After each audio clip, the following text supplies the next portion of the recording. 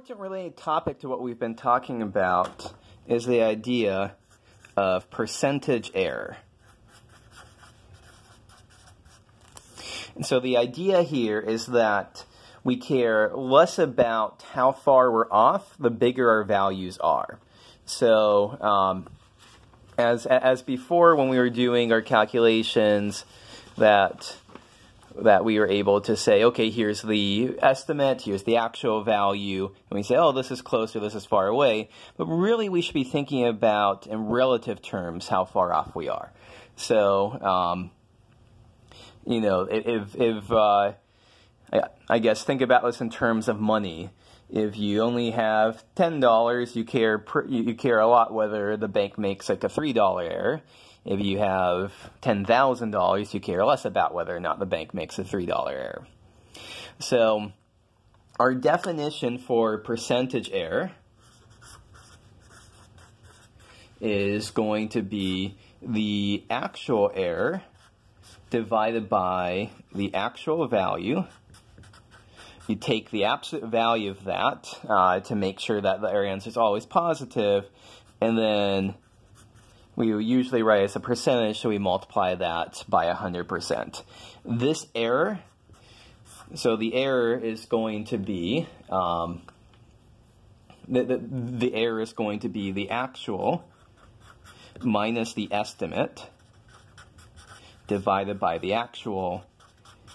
Take absolute value of all of that, and as before, multiply by 100%. So let's do an example of this. So suppose that our function f of x is tangent of x. So we'll want to do a linearization at a certain point. But of course, to get that, we'll need the derivative, secant squared. Let's do this at a is pi over 4. So our formula for linearization, L of x is equal to, f of pi over 4 plus f prime of pi over 4 times x minus pi over 4. By the way, note here I'm writing equals here because this linearization, this is our approximation. Our approximation is exactly equal to this, and then at the end we can say f of x is approximately equal to this. So what do we have here? Tangent of pi over 4, secant squared of pi over 4, x minus pi over 4. So tangent of pi over 4 is 1. Secant squared of pi over 4, that's root 2 squared times x minus pi over 4. And so we have 1 plus 2 times x minus pi over 4. So that's what we have going on here. This is our approximation. So if we were to plop in, let's find the percent error for x is equal to pi over 4 plus 0.002. Oops, sorry, let me follow my notes. 0.02 is what I want here.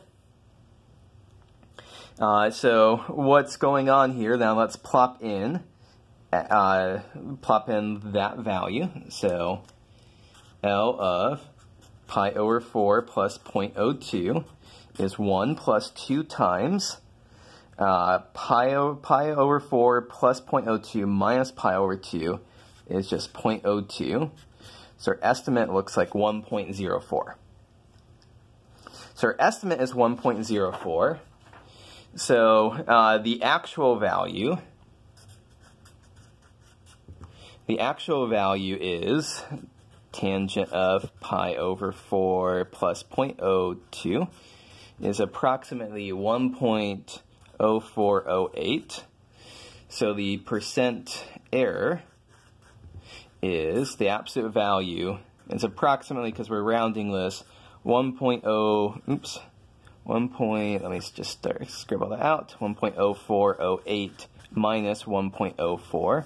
All of that divided by 1.0408 times 100%. And you crunch this out, it's about 0.08%, which is really quite tiny.